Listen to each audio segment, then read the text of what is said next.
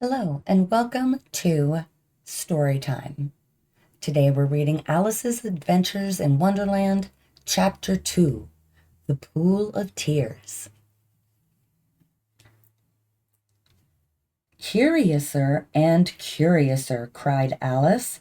She was so much surprised that for the moment she quite forgot how to speak good English. Now I'm opening out like the largest telescope that ever was. Goodbye, feet. For when she looked down at her feet, they seemed to be almost out of sight. They were getting so far off. Oh, my poor little feet. I wonder who will put on your shoes and stockings for you now, dears. I'm sure I shan't be able. I shall be a great deal too far off to trouble myself about you. You must manage the best way you can. But I must be kind to them, thought Alice, or perhaps they won't walk the way I want to go. Let me see. I'll give them a pair of boots every Christmas. And then she went on planning to herself how she would manage it. They must go by the carrier, she thought, and how funny it'll seem sending presents to one's own feet, and how odd the directions will look. Alice's right foot. Hearthrug, near the fender, with Alice's love. Oh dear, what nonsense I'm talking. Just then her head struck against the roof of the hall. In fact, she was now more than 9 feet high, and she at once took up the little golden key and hurried off to the garden door. Poor Alice! It was as much as she could do lying down on one side to look through into the garden with one eye, but to get through was more hopeless than ever. She sat down and began to cry again. You ought to be ashamed of yourself, said Alice.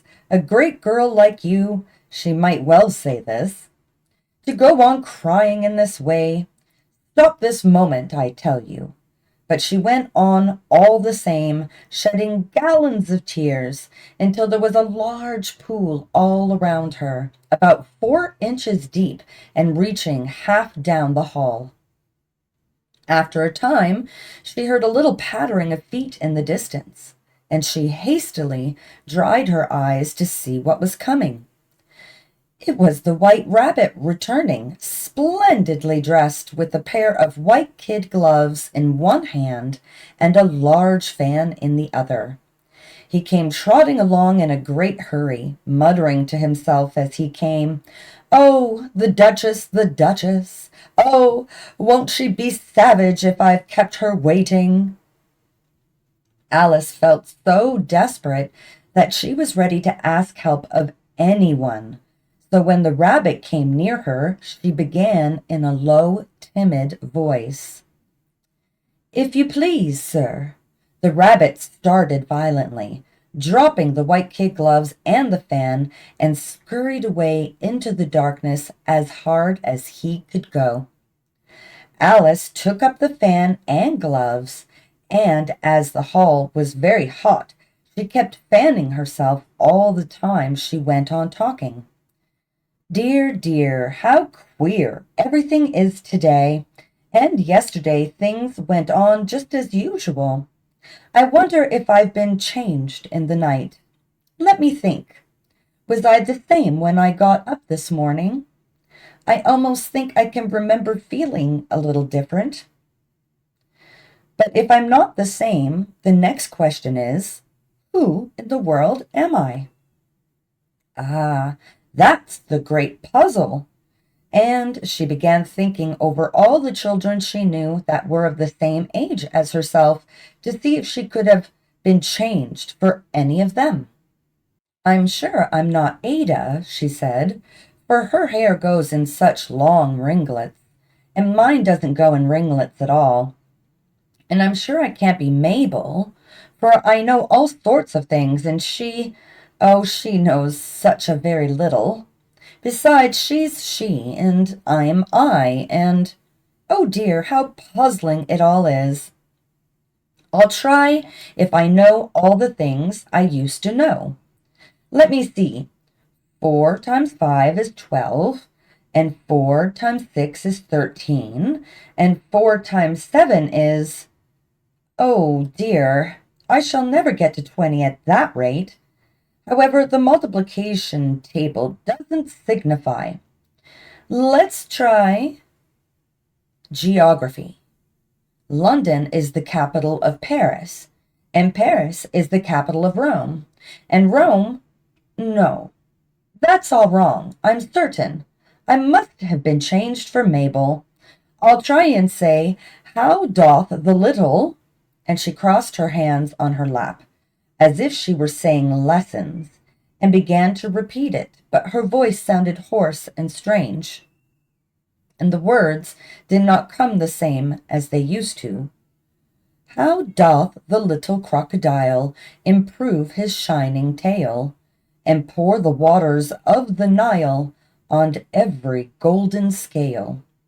How cheerfully he seems to grin, how neatly spreads his claws, and welcome little fishes in with gently smiling jaws. I'm sure those are not the right words, said poor Alice, and her eyes filled with tears again as she went on.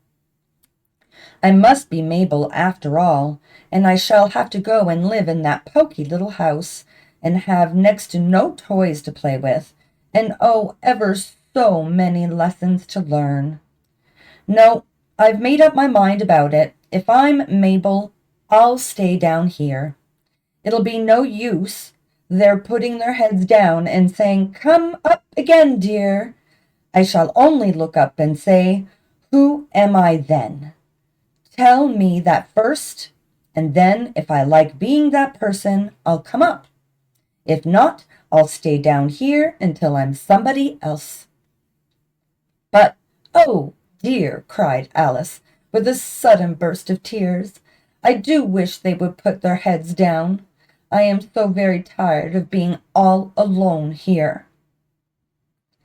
As she said this, she looked down at her hands, and was surprised to see that she had put on one of the rabbit's little white kid gloves while she was talking. How can I have done that? She thought. I must be growing small again. She got up and went to the table to measure herself by it, and found that, as nearly as she could guess, she was now about 2 feet high, and was going on shrinking rapidly. She soon found out that the cause of this was the fan she was holding, and she dropped it hastily, just in time to save herself from shrinking away altogether. That was a narrow escape, said Alice, a good deal frightened at the sudden change, but very glad to find herself still in existence. And now for the garden, and she ran with all speed back to the little door. But alas, the little door was shut again, and the little golden key was lying on the glass table as before. And things are worse than ever, thought the poor child, for I never was so small as this before, never, and I declare it's too bad, that it is. As she said these words, her foot slipped, and in another moment, splash! She was up to her chin in salt water. Her first idea was that she had somehow fallen into the sea, and in that case I can go back by railway, she said to herself. Alice had been to the seaside once in her life, and had come to the general conclusion that wherever you go to on the English coast, you find a number of bathing machines in the sea, some children digging in the sand with wooden spades, then a row of lodging houses, and behind them a railway station.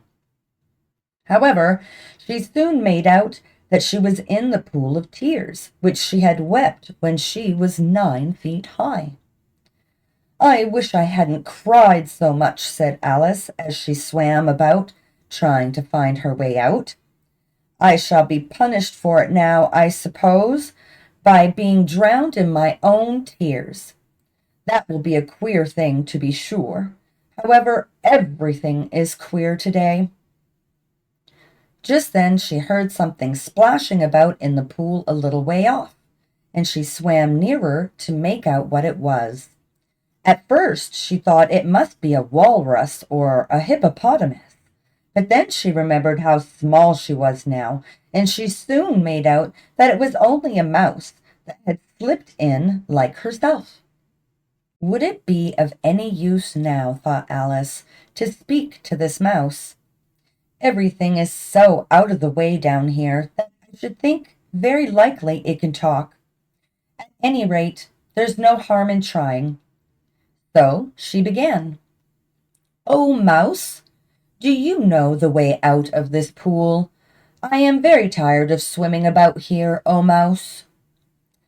Alice thought this must be the right way of speaking to a mouse. She had never done such a thing before, but she remembered having seen in her brother's Latin grammar a mouse, of a mouse to a mouse, a mouse. "Oh, mouse." The mouse looked at her rather inquisitively, and seemed to her to wink with one of its little eyes, but it said nothing. "Perhaps it doesn't understand English," thought Alice.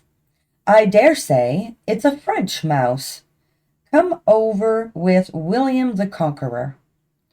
For with all of her knowledge of history, Alice had no very clear notion how long ago anything had happened. So she began again. "Où est ma chatte?" which was the first sentence in her French lesson book. The mouse gave a sudden leap out of the water and seemed to quiver all over with fright. "Oh, I beg your pardon," cried Alice hastily, afraid that she had hurt the poor animal's feelings. "I quite forgot you didn't like cats." "Not like cats!" cried the mouse in a shrill, passionate voice. "Would you like cats if you were me?" "Well, perhaps not," said Alice in a soothing tone. "Don't be angry about it. And yet I wish I could show you our cat Dinah. I think you'd take a fancy to cats if you could only see her. She is such a dear, quiet thing," Alice went on, half to herself, as she swam lazily about in the pool. "And she sits purring so nicely by the fire, licking her paws and washing her face. And she is such a nice, soft thing to nurse, and she's such a capital one for catching mice."